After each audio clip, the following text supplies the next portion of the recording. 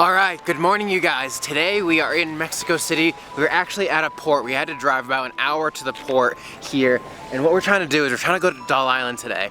And the thing about Doll Island is it's actually like, it's kind of like 50-50 whether we're actually gonna get to go there today. And that's what kind of sucks, but it's also kind of the adventure. The island was shut down by the government, but it's possible for us to like go there and potentially bribe him.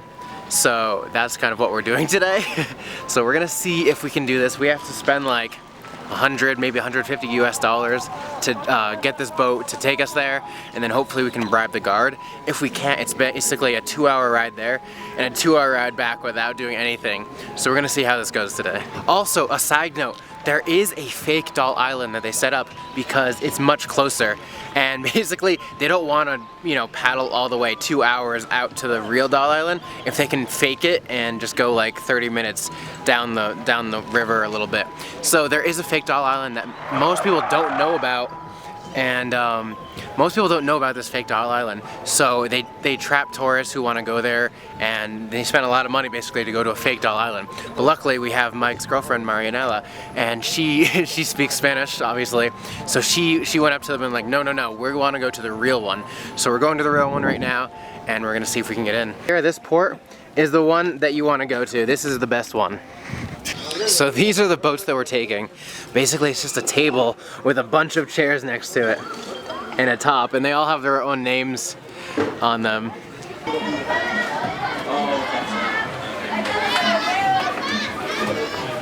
Well, this is our party boat. Yeah, man, I just want to get on for real. I really want this to work out.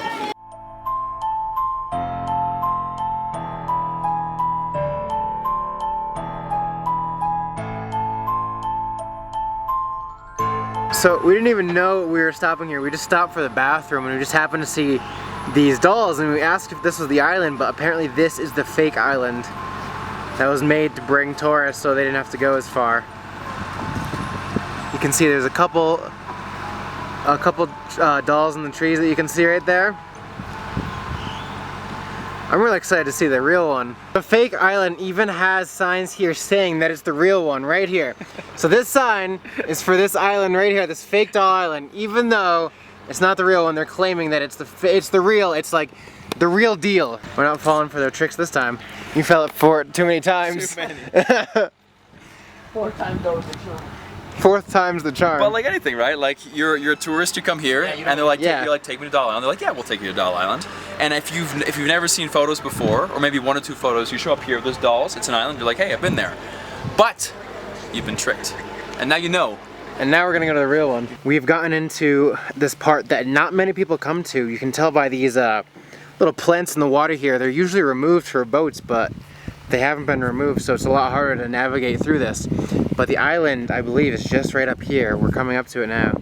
It's like a King Kong kind of island where there's just like this bamboo fence around it, and it's just all these signs that say keep out. Yeah, this is insane. Look at them all. I can't believe we're here though, like, oh my god. ¿Qué tal día? Bien, bien. Miren, estamos clausurados. No puede pasar la gente. So for a very long time, Josh and I have been wanting to go to this island, and we are finally here. We are entering the front gates of the Isla de las Munecas. The first thing you see on the island. The island is closed.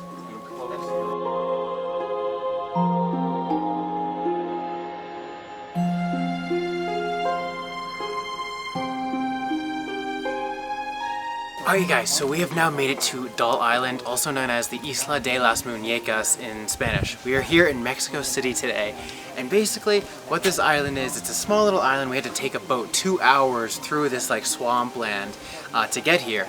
And this island, it was founded many years ago, almost 60 years ago I believe, where a man who was heartbroken, didn't have any kids, came to move to this island, and he was alone. And one day he saw this girl, and she was drowning in the river, and he tried to save her, but he couldn't get there in time. So this girl drowned in the river. by this island. And then at night he would hear these screams and he would hear all these sounds that would terrify him at night. So he thought it was the girl that died haunting him. So he would bring all these dolls and hang them up in the trees as offerings to the girl. And he would just keep doing that for years and years and years. And then eventually it kind of accumulated here where there were all these dolls hanging from the trees. Now, many years later, he actually died because he was an alcoholic. He died in the same spot. He drowned in the same spot that that girl drowned in. And now we are here today, and the nephew of the original owner still owns this place, and he's been living here for 55 years taking care of this place. And he has graciously led us on this island today, and we're going to explore Doll Island, one of the places Josh and I have wanted to go for a very long time, and we're finally here.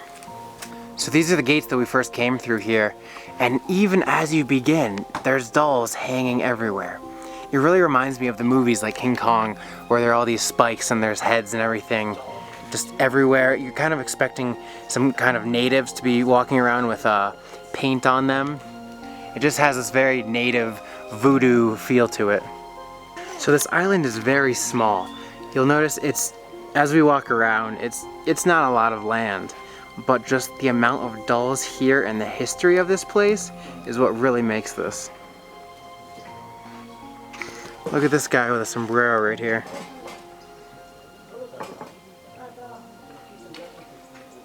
So, giving a brief little run through of the island, it's not a whole lot. As you'll see, this is a little bridge that goes right back outside. It's all guarded up now, so it used to not have this fence before actually. That night, he first screamed, moaning, sounding torture all night long. And he believes that he had been with this girl. So, many years after, it's a slew of 100 dolls.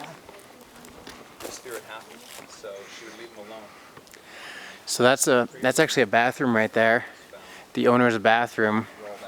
He lives here and takes care of this place all by himself with a little bit of help from his friends. But there's just a few buildings around here. Some of them are memorials, some of them are living quarters, bathrooms. There's some Mexican news articles about the island.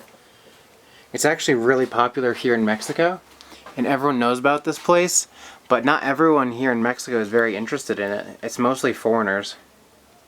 So walking around here, you will see some Barbies, but you're not going to see all the new stuff, all the new dolls, Barbies, SpongeBob, Barney, everything that's come out within the past 50 years. Everything here has been put up many, many years ago, and it reflects in the style of the dolls here. They're all really creepy and all old style dolls. You will, however, see those dolls on the fake island. There's a fake island. I believe they're starting to make even more fake islands just to stop people from going to this actual real island. So not many people are actually going to be able to come here anymore because the government has officially shut it down, and it's very hard to get to actually. If we didn't have Mike and Marianella as our guides helping us get here, we would not be here for sure. We would have gone to the fake island and thought that was the real one, looking at SpongeBob dolls and being like, this doesn't make sense. This has to be one of the creepier dolls here on this island. I've never seen anything like this before. Obviously it must be pretty old because these kind of dolls I only see in horror movies. So you'll notice that there are these very bright orange flowers here. They're called cempasúchils, and basically these are the flowers of the dead. They use these for Dia de los Muertos, and they put these on the graves, and these are basically the flowers of the dead, so that's why they're planted here, you know, to recognize the little girl who died and the uncle. Crossing this small wood bridge here because there's actually a river that runs through this little island, and that's where the boat comes up. Look at that one doll. Its face is literally just an eyeball. That is super creepy. Look at this box. This doll is like dismantled and bloodied and destroyed. Some hardcore stuff here. If the kid in Toy Story was a real person, I think this would be his home. He would be dismantling and doing all these weird things to dolls. I think he'd like it here. This is probably the creepiest. There is a full house just for the dolls. And there are the most amount of dolls in this room. All covered in cobwebs, all super dusty. And this looks like, oh, it looks like a shrine. Yeah. So in Mexico, they are big into putting offerings up for the dead. And this is another one. So this is the name. Her name is Agustinita. Agustinita. Agustinita, and it was the favorite of Mr. Julian, which was the owner, Don Chope's uncle, and she was the only one that Julian named. The only doll. The only doll. So, none of the dolls have a name, but her. And her name is Agustinita, and she was his favorite because she found, and her name is Agustinita because he found her in one day that we celebrate the saints. So San Agustin, it was like San Agustin saint party, and he found her, and that's why. When you look online, there's not a lot of true information in English at least, on how to get here. So it's very hard for anyone who speaks English or any foreigners really who want to come here.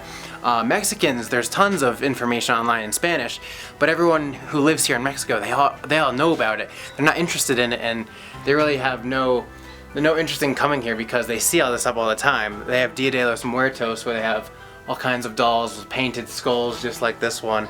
So they're not interested in seeing this. They see it all the time everywhere. So to find information for us that's actually factual, it's very rare. So I'm glad I'm able to create this video in English and show you guys how to get here, what to look out for, the fake islands and all that. So I just learned new information from Marianella, who was talking to the owner, and the owner is the nephew of the uncle who was the original owner here.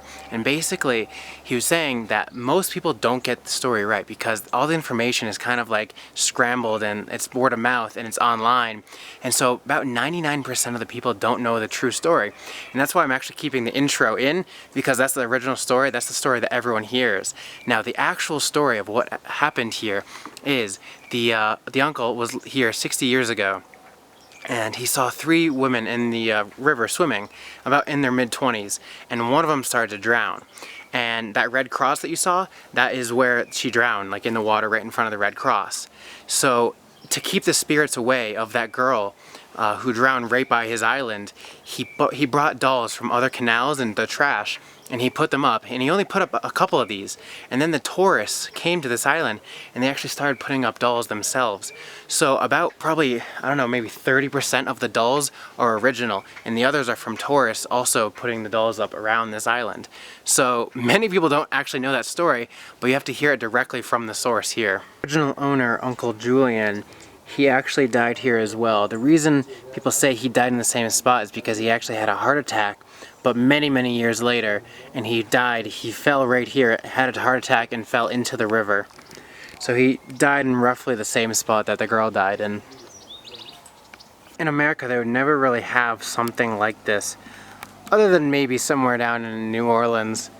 But this just goes to show that Mexico actually has a lot of stuff like this, and they really believe in the voodoo and the afterlife and making offerings to the afterlife. As you saw in my other video as well, the one we were at the hotel, and there were all the offerings for the little girl.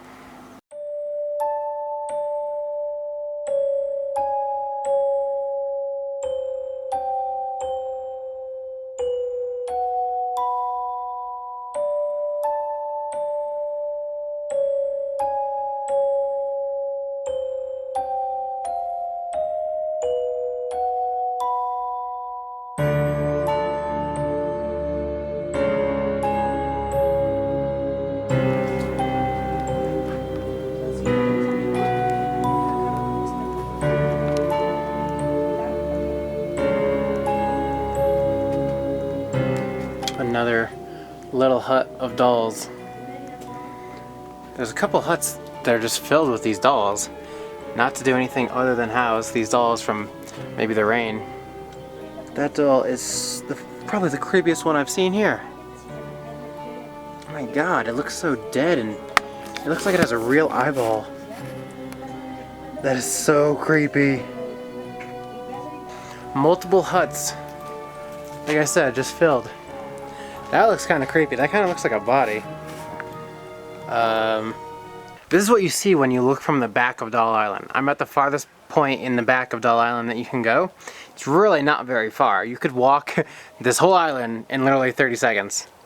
It does not take long to get around here. So the current owner does say that this island is still very haunted. Every day things happen, like things go missing or he hears noises at night. It's pretty popular. He says he hears noises every single night. And I don't know if I would be able to live on an island where I hear like screams or like women laughing every single night. I think that'd be way too creepy to live on for my whole entire life. But this guy manages to do it and takes care of this place. All right, you guys, that has been Doll Island. We've wanted to come here. Josh and I have actually been talking about this for over 2 years. We saw pictures of this years ago, and we knew that this was a place that we had to come. Little did we know we'd be here in Mexico in December. December 1st we're doing this, and the island is actually closed. We were so relieved because we didn't think we were gonna be here this whole day. I mean, we thought we might get turned down. It was like a 50-50 chance whether we could actually do it. We were told no probably about 4 times by different people that we couldn't come. Yeah. But just keep on pushing, keep Just on pushing. keep pushing. You have someone to translate for you, someone who speaks Spanish, and you can do it. You can do anything. It's like instead of it's like how it's not no, it's how could we make it work? How so no. How can we make this work? And it worked. And it worked. But yeah, I'll have Mike's link down below, Josh's down below. Make sure you check them out for amazing videos. If you're not subscribed to me, then what are you doing? Subscribe, come on, like down below, turn on notifications so you can see more of these videos. Hit that bell. Hit that bell. And that's it for today. Until next time, I'll see you guys later. Later, guys.